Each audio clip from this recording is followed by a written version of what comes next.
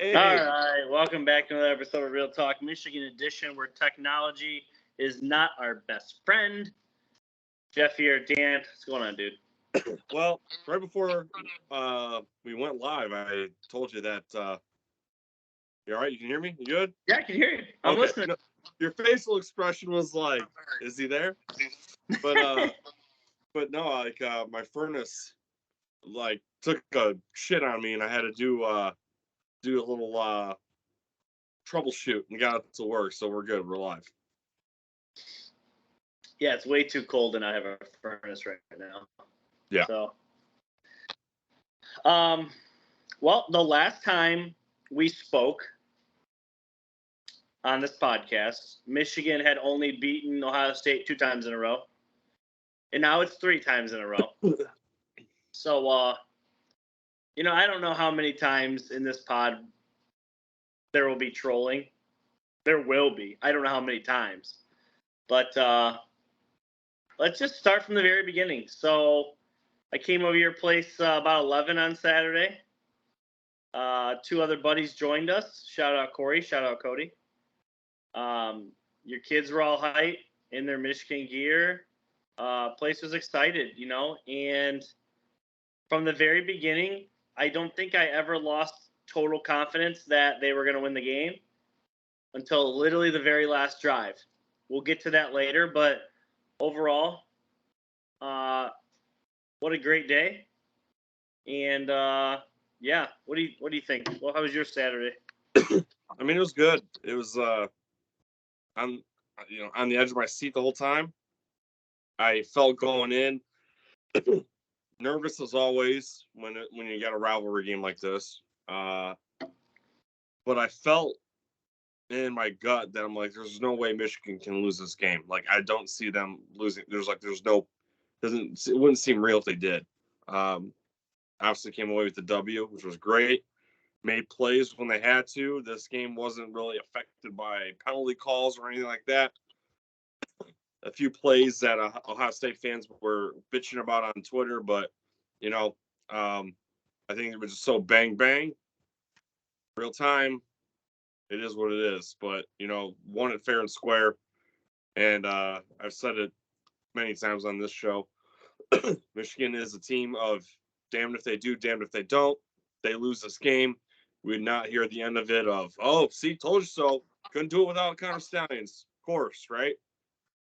They go out and win it, and the Buckeyes are already backpedaling until they're falling over, going, "Oh, Georgia's going to beat them anyway. Stop! You guys are going to lose in the college football playoff anyways. Doesn't matter. Don't worry about it. You ain't going to win it all anyway." So that's where we're at in life. But getting the W. I went scorched earth on Facebook. I lost 6 Facebook friends. 2 of them I figured out who they actually were. No sweat off my sack. Um, I was just I was drinking, but I wasn't like inebriated to the point of no return. But like I had all this pent up energy inside me, all this frustration, all the just rolling with the punches, taking all the trash off for the last 20 years, and especially these last 2 months, where when I was posting and I was shitting on the state of Ohio, the all their sports teams, every one of their fans, but it was more of a generalized thing.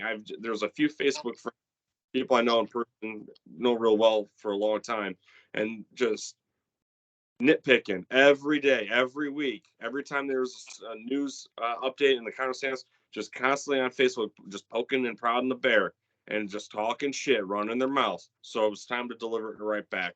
So I know one person who listened to the show made a comment on one of my posts and then in real time blocked me right after that, so I couldn't respond. So that was a hashtag bitch made move. So I thought that was hilarious. So, bon voyage. So, I mean, don't really care. Don't care if I offended. I'm maybe a little, there's a little empathy there. But then again, I've endured so much, and I'm not saying other people haven't endured more than me or anything like that. But like, I'm just over it. Over it. Won 3 years in a row.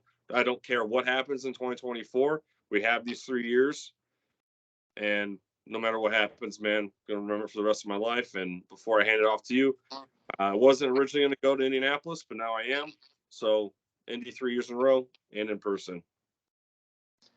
Yeah, I think I've been told, and part of this probably is the Patriot fan in me, that I come off as maybe a cocky fan when my team's really good.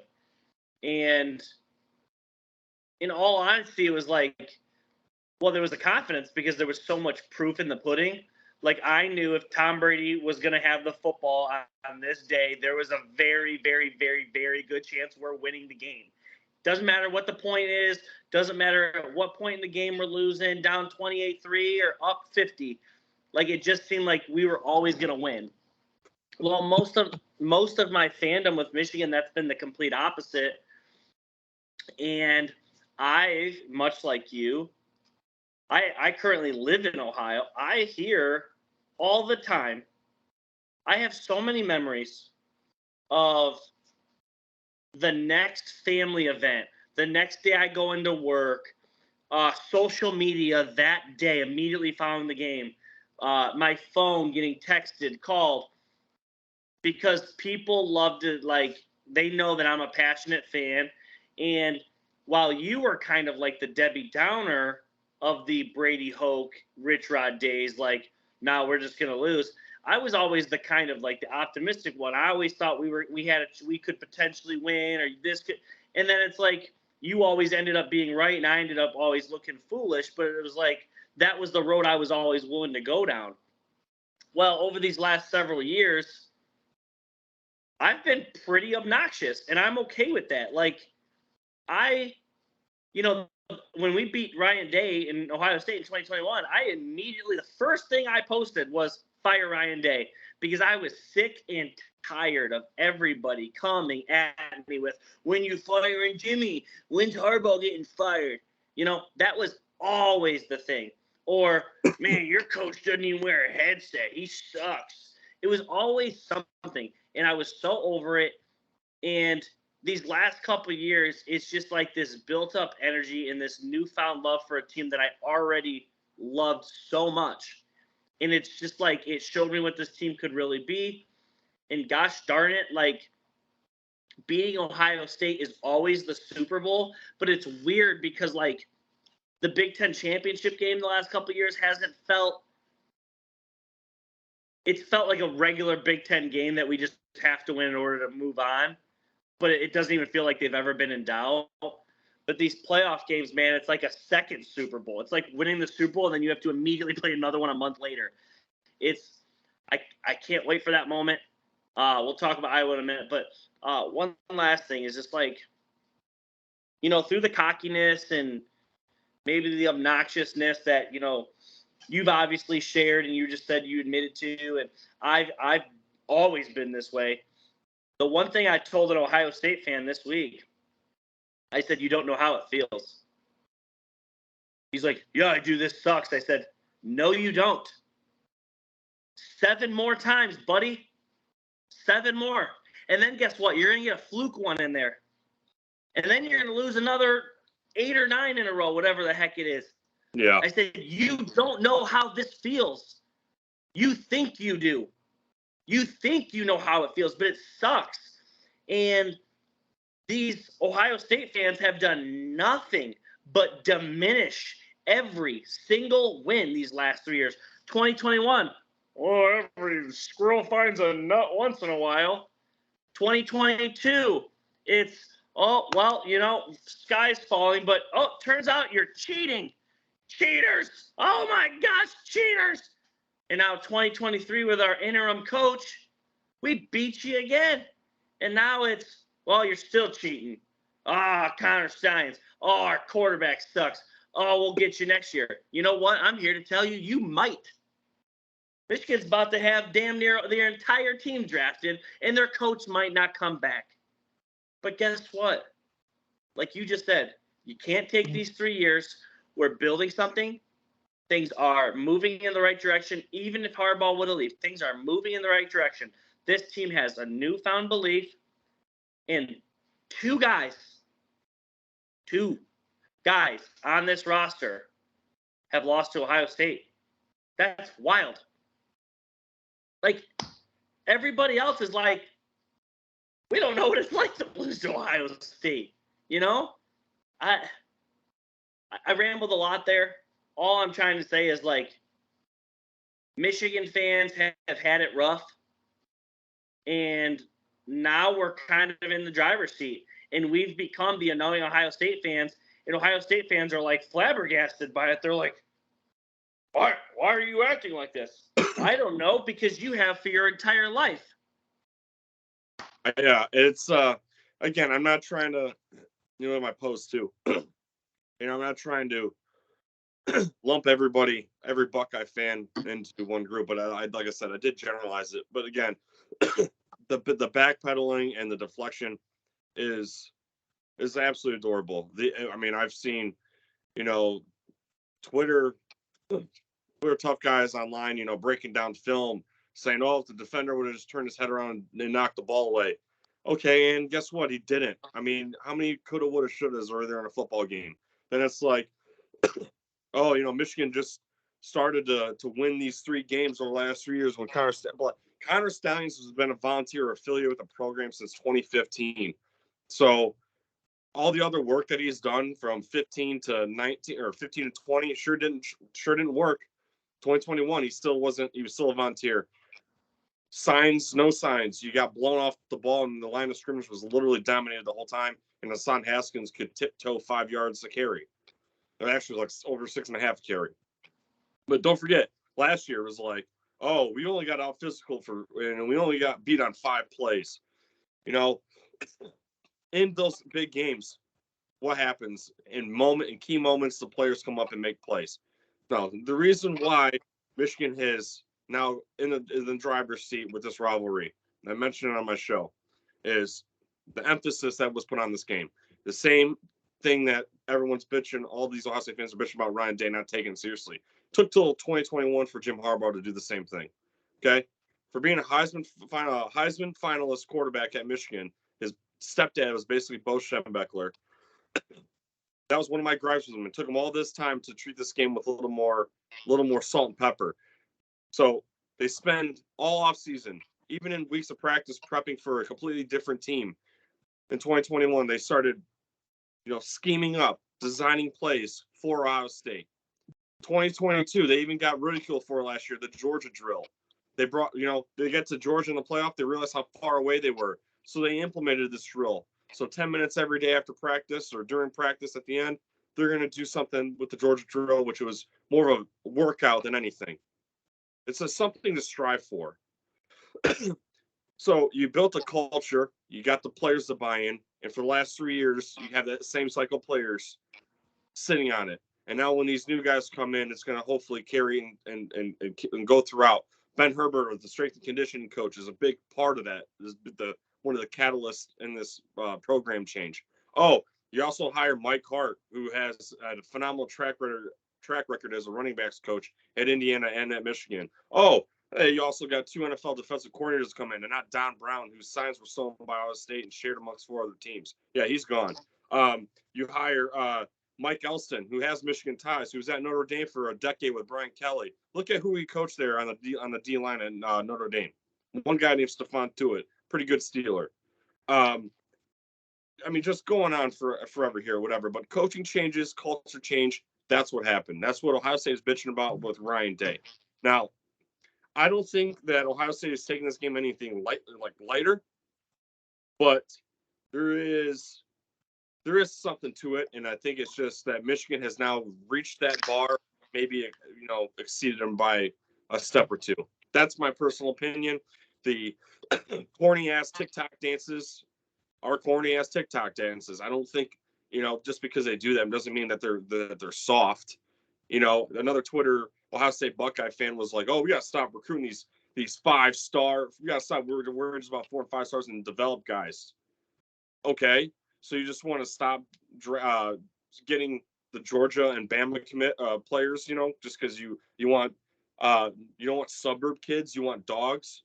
That doesn't make any sense. So yeah, we'll let Georgia and Bama have a few more. So then we'll start getting not bird kids. We'll start getting inner city kids. Yeah, that worked out for like Miami and Florida when half of them were getting on house arrest every year. It just the rationale has been absolutely heroin. And that's the part that I revel in it the most. Is that's why I went on the rant. It's like all these guys are just taking a step back and just doing all the things that they criticize everyone else for doing. So again, it's absolutely phenomenal. I know we really talked about the game per se, but yeah, it was a great team win. And again, we talked about Marvin Harrison was going to get his, Travion Henderson was going to get his. I mean, he was under 3.5 to carry, but did make a touchdown, key touchdown drive. I think the biggest running problem was Chip Trayanum. They don't use him a lot. But Ryan Day's problems they come down to not being aggressive. Doesn't really go for it on fourth down. That 4th down and 1 where he was on about the 50-ish and he punted instead. I think that was a big mistake. But again, I mean, all this time it was Jim Harbaugh stay forever. Now it's all about criticizing Jim, and in this case he was at his house 8 miles away while Ryan Day loses to an interim head coach, and I know that burns Ohio State fans up inside tremendously. Let's talk a little bit about Ryan Day, because there's a harsh truth here. He has arguably, so he has 7 total losses. Arguably the greatest 7 losses in the history of college football. He's lost to Michigan 3 times. He lost to Clemson once, Oregon once, Bama once, and Georgia.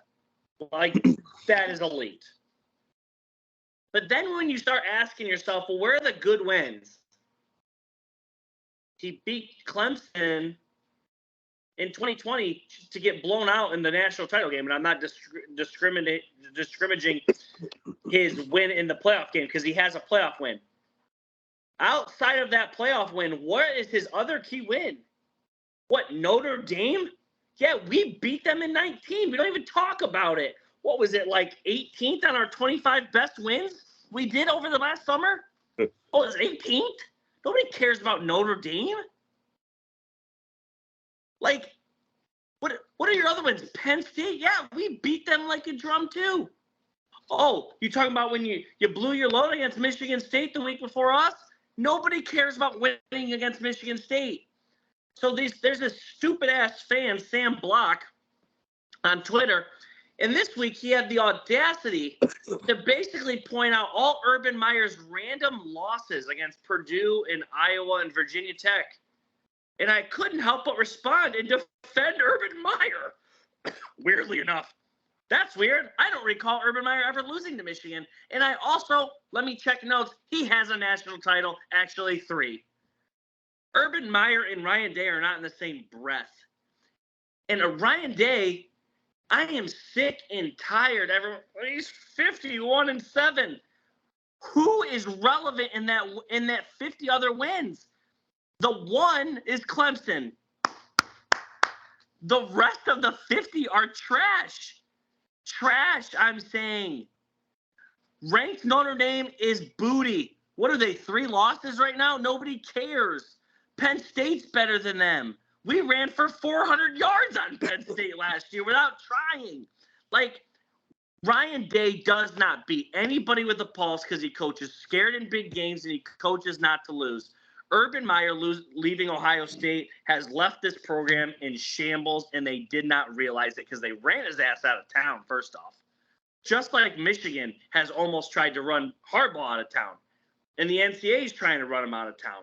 And listen, you do not realize how good you have it until it's gone. Michigan fans wanted Harbaugh gone because he couldn't beat Ohio State, and it got frustrating. Jim Harbaugh was beating a lot of teams, just like Ryan Day is, okay, that nobody cares about. That is the fact of the matter.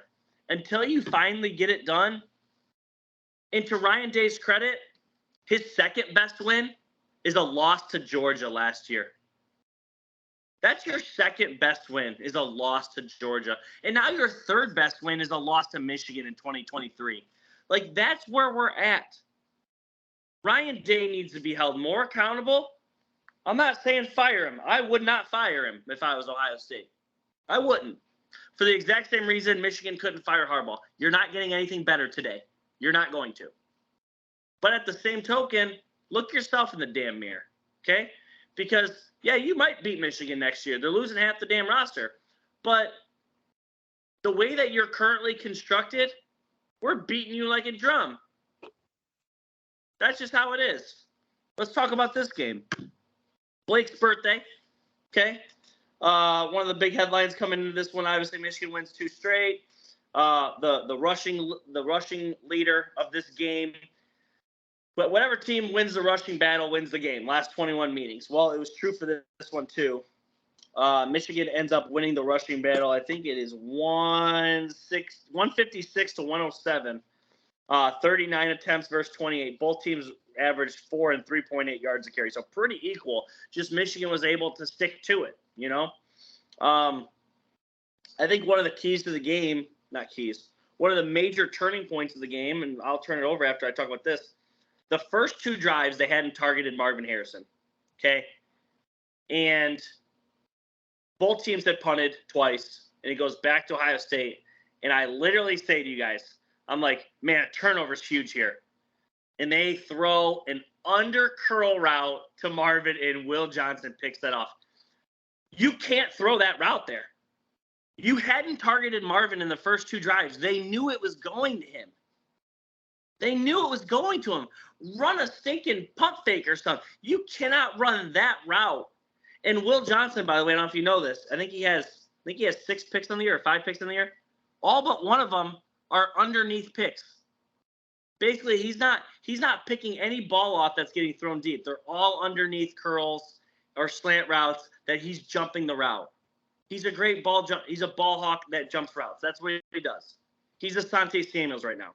Like, what a horrible, horrible play call from Ohio State there. And it doesn't really get much better. I don't know. They're big guys. Marvin Harrison, best guy on the field, as everybody said. He had himself a day. But in 2021, literally every receiver Ohio State had a day, and it just isn't enough. They're not physical enough at the line of scrimmage, and I know that word kind of upsets Buckeye fans. Well, we're tough. We're tough. But at the end of the day, they weren't tough enough. Take it away.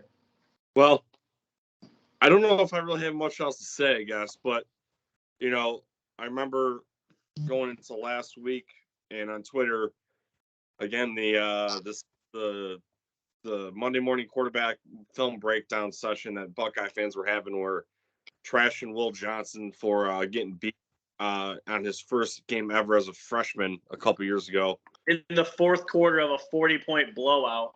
Yeah. And so, this is your CB1. Guess what? The CB1 got an interception. So I thought that was bliss. Michigan just did the same thing.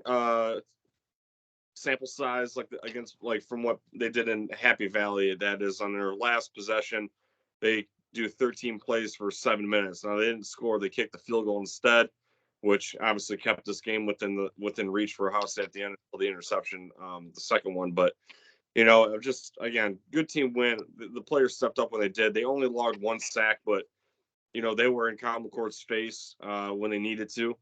And that was another thing is like, if Kyle McCord, if the offensive line gives him 1 more second, so and so is wide open. Kyle McCord's hitting them. I'm like, well, you know what? Again, coulda, woulda, shouldas. I mean, they're in such shambles. That's what they're doing. You know how many times, Michigan came up short against Ohio State, and a couple coulda, woulda, shouldas. The game could have potentially gone the other way.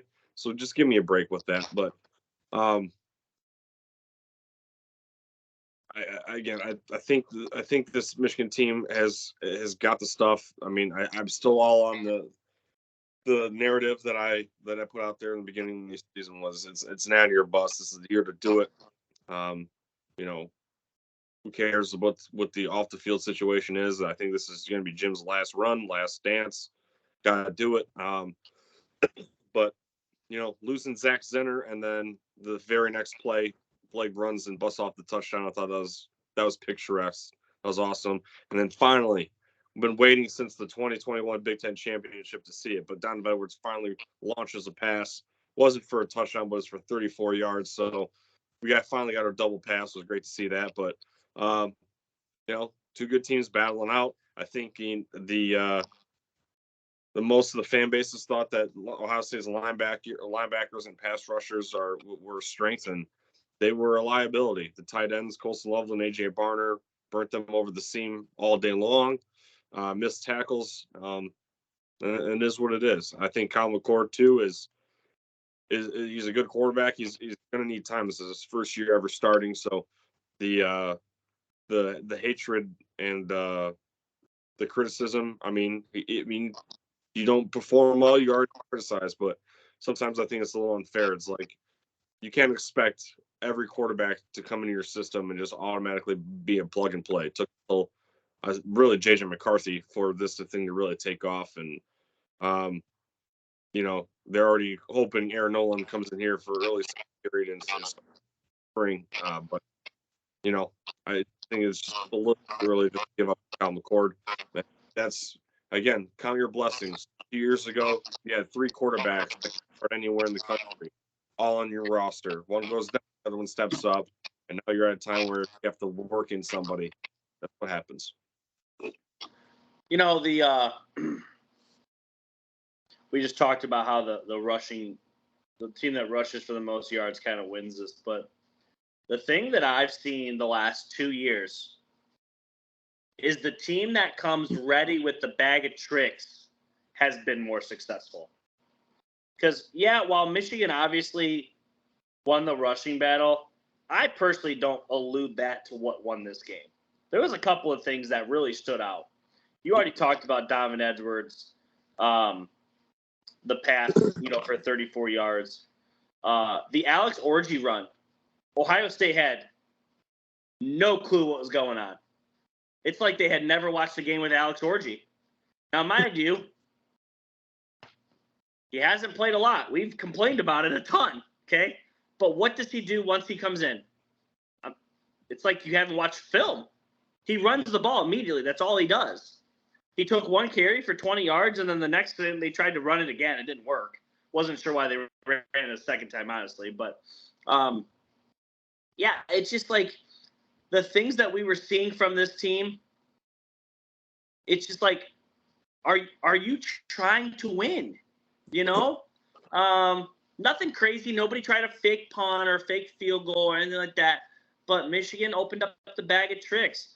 Sharon Moore, I heard in an interview, I think on John Jansen's podcast, it was either that or an interview, but regardless, he says he's had that play of Donovan's since all of last year, and that was a play that he's seen back in 2018 from somebody he was scouting. He picked that play up, and that's been in his bag of tricks for a couple of years now. Yeah. And he knew that Donovan was going to run that play at some point. And it's just like Michigan's been, as you alluded to, they've taken this rivalry more serious. They've brought everything to the fight. They didn't show up to war with a knife. They showed up with the heavy artillery. And they were never caught with their pants down. And there's 2 things that just put this game out of reach for me.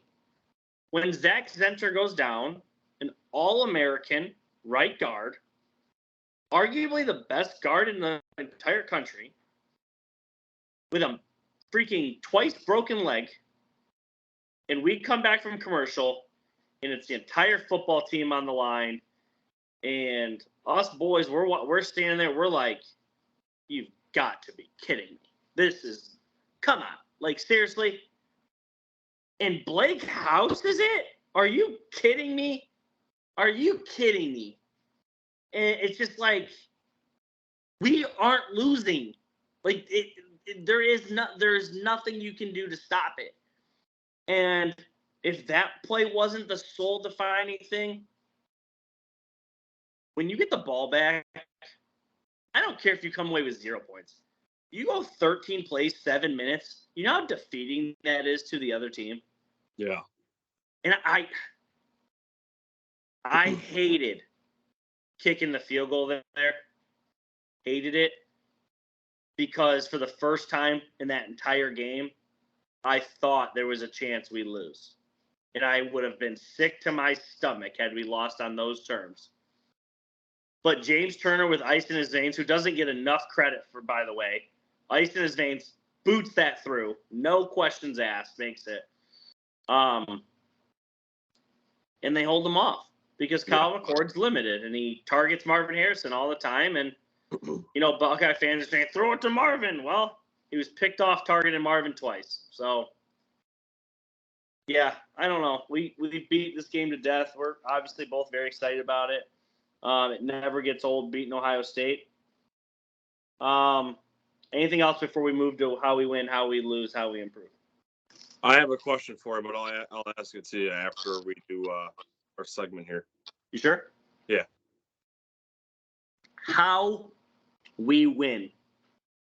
For me, it was a couple of things. I've kind of already touched on them. First off, the bag of tricks. That can't be the end of them. Okay? You got to prepare for whoever we're going to play in this playoff. We're beating Iowa. We're going to beat Iowa with our eyes closed. Whoever this playoff game is against, you got to pull out the bag of tricks. You got to prepare and play this team like it's Ohio State. And while I do think it's a weakness of this team, as of right now, they've proven to be damn near unbeatable. Get a lead and keep it. They were playing from the behind against TCU the entire time, and that was the making of a disaster. This team needs a lead. They need a lead, and they got to play with it, and they're so dominant. So getting the lead. But when you ball control somebody for 7 minutes, that's how you win games. When you don't let the other team have it. You brought up the Penn State game. They literally got that ball, I think it was like 10 minutes and some change, and you're like, this would be great if we could get this to about 5, or maybe even said 6 or 7, and they literally got it like damn near under 4 minutes. It's like they smother you. The boa constrictor, as everybody says, as Joe Klatt first said. They just come out and they just ragdoll you until it's too late. But that's how we win. Bag of tricks, ball control. And ball control doesn't have to be running or passing, just controlling the football. I'm gonna go right with what Ryan Day said that they had to do: stop the run, establish their own run game, and not turn the ball over. And all three of those things his team didn't do. So if Michigan can run the ball consistently all the way into the Natty, I think they're going to be in good hands. And that means J.J. McCarthy can't turn the ball over like he did against TCU. And stop the run. When if they face teams that have a good run game, that's obviously going to be something that they're going to have to be focused on.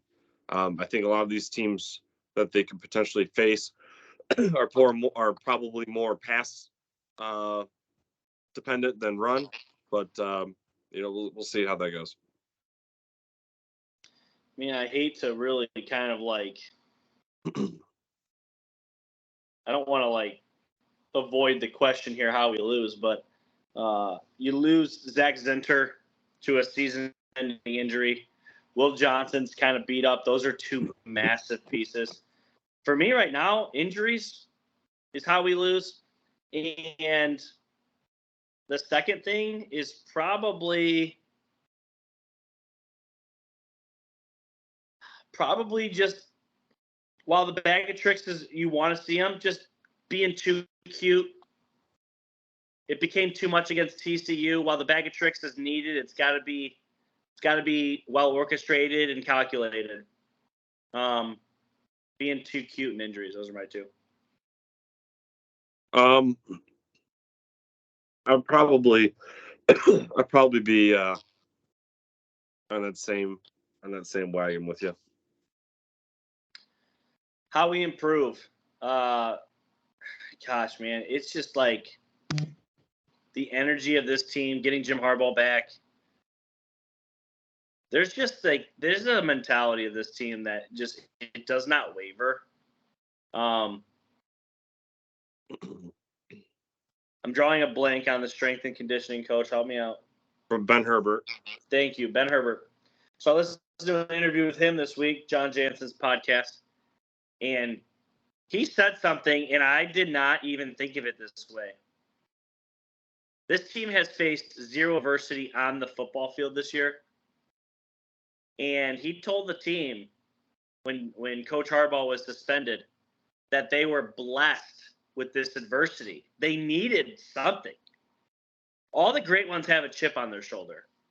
And how you improve is you deal with adversity, you build on it, you continuously get the right people involved. And the tight end play on this team, by the way, is it just keeps getting better and better. Colson Loveland looked like freaking Travis Kelce, as Jim Harbaugh said out there. And J.J. McCarthy getting completely healthy. Yeah, how they improve, I just think they just stay unified, stay together. We're supposed to have all the soldiers on the field this week, for the most part, Jim included. So, barring some my plane lands on the tarmac in Indy and I'm suspended for the Big Ten championship, I'm expecting Jim Harbaugh to be there. So really looking forward to this ball game on Saturday. What's your question? So I was asked last week, if this pretend the game hasn't happened yet, is this the most important game in the rivalry ever?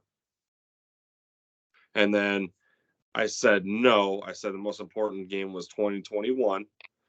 And then I, in hindsight, be like, while I still think 2021 was the most important, I feel like this one now is more important. But 2021 was explain this.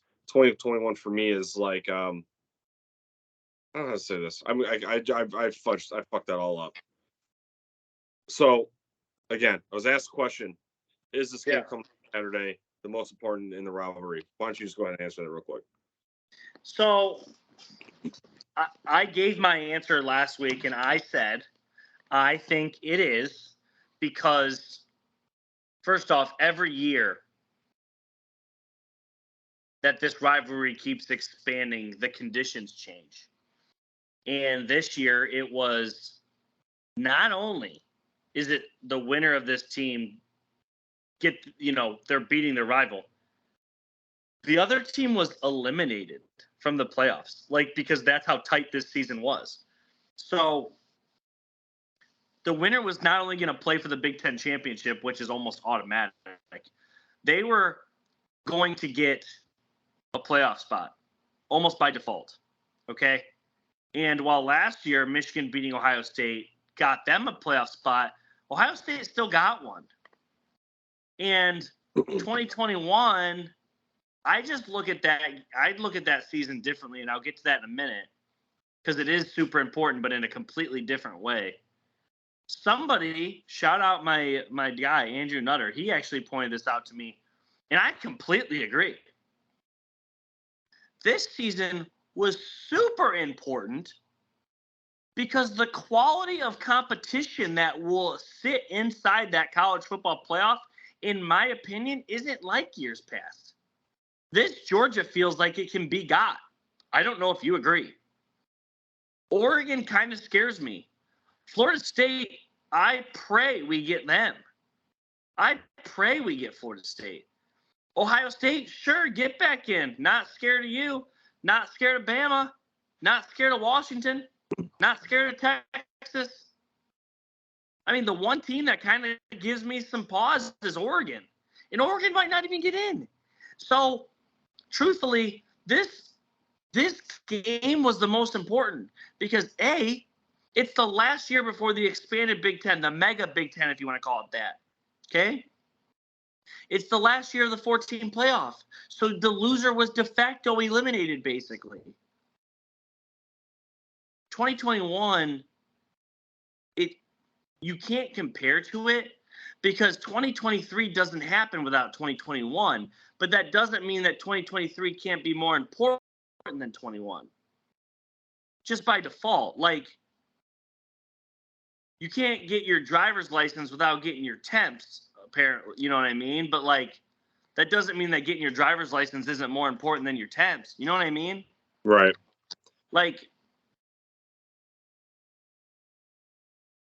You babies crawl before they walk, and they walk before they run. But running's pretty sweet.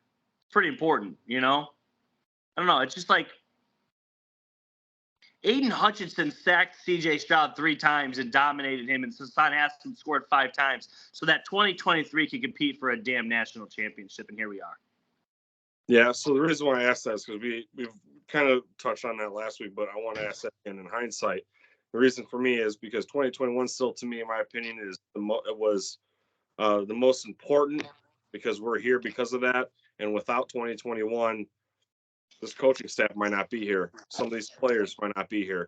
But in regards to this game, I think this game was the most needed because of where we're at now and what can possibly be in front of us. And that is that this year, with all the new quarterbacks around the league, except for Michigan, this was the time to pounce. So that's why I wanted to ask it again in hindsight, was because while I'm a little changed in my thinking, I'm still thinking that 21 season still, to me, it was the most important because, again, that game is an L. The sales do not have wind pushing them right now. Yeah, I think another reason that I have 2023 higher, the allegations. You can't ignore them. Right. We've been called cheaters, and the only reason Michigan won is because they were cheating. That determined the outcome. That's what I was told. Connor Stalions, a $55,000 a year employee, is basically determining the outcomes of football games. That's what I was told. Just Connor. So there was too much riding on this game. Now, mind you, I shed tears in 2021. I didn't shed a single tear in 2022 or 2023. Nope, neither did I. It meant more in 2021. It was almost expected this year. It was just different. Like 2021, I went in with the mindset like, I think we can win this game. It's got to get ugly. You remember that was my thing. I was like, we got to ugly this shit up, Yeah. And the weather that day, and the offensive or the defensive line, Ojabo and Hutchinson, and Hassan on the ground, that shit got muddy so quick. And Michigan was able to play their brand of football, getting a lead and dominating. 2022, it felt like, oh, we're going to slaughter them. But then Blake got hurt, and Donald's playing with a club on his hand, and it's just not meant to be. And JJ plays one of the best games of his life, and Donald goes ham in the second half. But I didn't get emotional. It was exciting, This year it was like I went in. Gosh, if I could afford it, I would have dropped $1,000 on the game. Like I felt really good, Yeah, like I said at the beginning, to me going to this one, I just felt like we just can't lose it. There's no way that Michigan loses. That's just the way I felt. But yeah. Now, mind you, they almost did lose. I'll give Ohio State credit. I'll give them a lot of credit. They're a quarterback away from beating a lot of really good teams. I think they are limited at quarterback. I don't think I'm not reinventing the wheel here. I don't think I'm saying anything that's breaking news, but yeah. Anything else? No, I think we beat everything like a drum, to be honest. Michigan, Iowa this Saturday, 8:15 on Fox. You got Joe Klatt, Gus Johnson, Jenny Taft calling the game. They got Iowa, and before the season started, this was our prediction: Michigan versus Iowa. We were really looking forward to a Cade McNamara, Eric All Iowa team versus Michigan. Unfortunately, that's not how it's going to go down. Cade McNamara had some comments calling us the other team. I don't think any of that matters. I'll give you my really quick prediction. I don't have a ton to say. I think it is more likely that J.J. McCarthy throws a pick six, then they score an offensive touchdown. I don't think they score offensively. I really don't. I would honestly be shocked and disappointed. I think Michigan runs them down like 34-0, 34-3. Yeah, I think this one is just an absolute beatdown from the get. What's your thoughts? I think that I predicted 30-9. I think 3 field goals is potentially possible. And 2, I just trying to give some, not trying to seem overconfident, trying to give credit where credit's due. And Cooper DeJean, is probably their best playmaker, and he's on defense, but he returns punts and kicks. So, maybe he gets to midfield on a punt return or something like that, and has to, and Iowa has to settle for a field goal or two. But like in the Big Ten championship in 2021, I mean, they're the same makeup essentially. They just don't have as many playmakers on offense. Obviously, they lose 3 big ones, but they had Tyler Goodson at that time. They had a somewhat of a running game. This time, they don't have very much. So I'm trying to give some credit due. I mean, they're a Big Ten team, so I don't think they're gonna get blanked. But this is over under at 35.5, where it's probably the lowest Michigan's faced all season.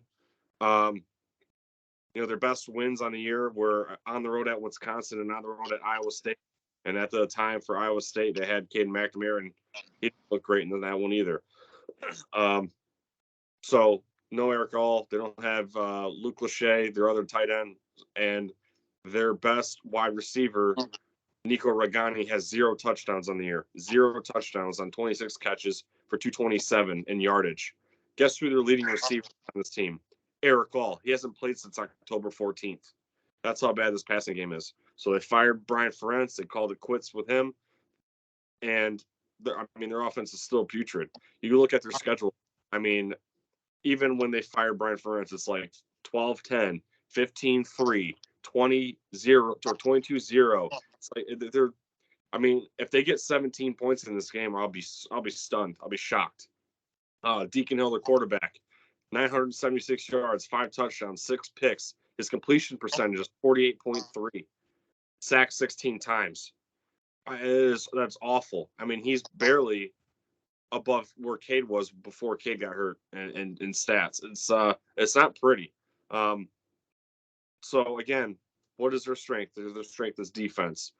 I'm not a big fan of trying to compare how one team beats another team in college football. With college basketball, it's a little bit more on an easier term to kind of compare everybody. But with football, everything's more intricate. You got more players on the field at once. There's more styles, there's more schemes. But like when you see Penn State, Michigan, we talked about it. Penn State's trying to mirror what Michigan does offensively. And they ran for 215 on Iowa when they played, and they beat them 31-0. Now, I'm not saying Michigan's going to go out there and beat 215 or come close, but I feel like stylistically they're similar. Drew Aller threw for 4 touchdowns and 166 yards on 25 completions, so a lot of dink and dunk. All 4 touchdown passes were within like 10 yards of each other in the end zone. So, again, it's just food for thought. But, like, when we try to do this to an extreme level, we look back at the 2021 Indiana game versus Michigan, and we look at the Illinois game last year. And it's like, when you see Michigan play, like, oh, they go against Ohio State playing like this, they ain't going to have a prayer. But look what happened. So, again, it's just food for thought. It's not black and white, but it's just something that I looked into because, again, Penn State offensively tries to do the same thing that U of M does. But overall, I think 30-9 is pretty reasonable. And, Michigan's a 23-point favorite. So if my score is correct, that means they don't cover. And that means that the over is busted by 4 points. So, that's where I'm at, man. That's where I'm at. Yeah, I have a ton to add. I think Michigan cruises here. So, We will save our CFP talk till next week because it's really just a lot of hypotheticals at this point. We've talked a lot of them pretty much every week, but it's just really not worth getting more into it. We have one more week before we can really react to the CFP, give our full analysis, and then we'll have damn near a month to kind of discuss the matchups. So, anything else, my man? Real quickly, I just checked. This was, I don't know if you've seen it, but it was 3 hours ago. But Michigan, you know, we talked about it, normally drops their threads that they wear for the upcoming game on Thursdays. And 3 hours ago, they tweeted a photo of not the whole shot of the player in uniform, but it does show the whites with the white gloves and stuff like that. So Michigan is going to be the away team here. And it's not going to matter post anything further than this because of the divisions aren't going to matter. But they're going away. The odd years, the Big Ten East is the away team and vice versa. So Michigan is the away team. I'll be there again this year. Like I said, I wasn't expecting to be in Indianapolis because we went to Penn State, but tickets this time around are just really hard to pass up. Lastly, that I'll add before we go is J.J. McCarthy won the Big Ten Quarterback of the Year. Yeah. Blake Corum was the Running Back of the Year. And then on the all Big Ten offense, I won't go through all of them, but consensusly, J.J. McCarthy, Blake Corum, Zach Center, Drake Nugent were all first team on media and coaches. And then on the defense that was named yesterday, the consensus 1-1s were Will Johnson, and that was about it. The only time we had another player that was in a first category was Mikey Sanderson. He was a first on the media, second on coaches, and then Mason Graham was first on coaches, third on media. So good to see you there. Yeah, I did see that all 11 players were at least nominated for Big Ten of the Offensive Player of the Year, which was kind of cool. Even if it was just honorable mention, every single player on the offense was nominated. All 11 guys. That's wild. But yeah, Michigan's got a really good team. We've talked about this. There's a lot of guys that are going to get drafted on this team, and now's the year. Now's the year. I can't wait for these next 3 games. I really can't. It's at our fingertips. We've been let down so many times, so it's scary, but it's exciting too. Yeah. Real quick before we go, did you happen to catch the Barstool pregame show last week before the Ohio State game? Are you talking about the Connor Stallions thing? Yeah. What'd you think about that? I haven't completely seen it, but does basically Dave have this guy dressed up as Connor Stallions? Is that what's going on? Well, you read Twitter and it's hard to decipher who's like being a troll and who's being serious. So when it happened, you're like, you caught off guard. Brandon Walker sitting on the end of the panel. He goes, wait, like he looked genuinely confused on who it was. And then the people were taking screenshots of the video. There was another person who posted a photo of like being 2 feet away from that same person that was dressed like Connor Stallions. And it looks exactly like Connor Stallions. Like to the point where like I checked several photos, watched the video several times, and I'm like 70-30 that was actually Connor Stallions. Now if it was, that would be hilarious. But I just thought maybe you look into it and go find maybe if I find it before you or find the one I'm looking for, there's a thread or whatever. And someone literally was like at a tailgate or around that vicinity. And they were like, from me to like my TV in this basement where they took a picture and like, it looked just like him. So I don't know. I thought it was hilarious that it got like Twitter kind of in a tizzy. Because I was actually talking to Zach, who's in our fantasy league and who I work with. And I was like, you know, Connor Stallions has done a phenomenal job at like just disappearing off the face of the earth. He dropped he dropped a message through his attorney or whatever when he resigned and everything like that. But like, I mean, he is like Osama bin Laden. He just completely disappeared. No one can find him.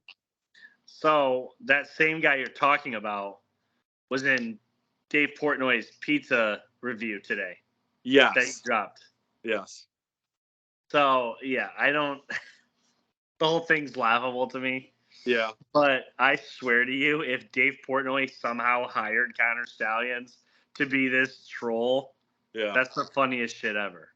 So yeah. That the pizza review kind of like, if you were trying to believe it was him, kind of brings down the credibility or whatever. But I'm telling you, if I find the photo, I'll send it to you. I mean, if it's not him, they did a phenomenal job of finding a doppelganger. So I just thought it was funny and thought I would chit chat with you. But again, I guess before I go, again, sorry not sorry. I kind of got on my Facebook rants and I was insufferable like Dave Portnoy is. You know, he obviously, you know, goes out of his way to be arrogant as absolutely possible to piss people off. And you know, that wasn't my intention. That was just, listen, like, that was just all the pent up energy. But I do have a Barstool hoodie that's coming in the mail tomorrow. It's supposed to be here, but it's coming tomorrow, and it is the Crying Ryan Carhartt hoodie that Dave was promoting over the weekend. And I didn't realize it was a Carhartt until after I purchased it, so I'm actually really excited or whatever. But you know, it was something just I had to do it, had to buy it. So I can't wait to rock it. And when it comes here, I'll be wearing it to the game Saturday. Oh, are you? Oh, That's hell yeah! Great. That's great. Well, have a good time. I'm sure we'll talk soon. And next week we'll be talking about Big Ten championship and who we're playing in the national semifinals. So we're out. Go Blue. Go Blue. Fuck Ohio.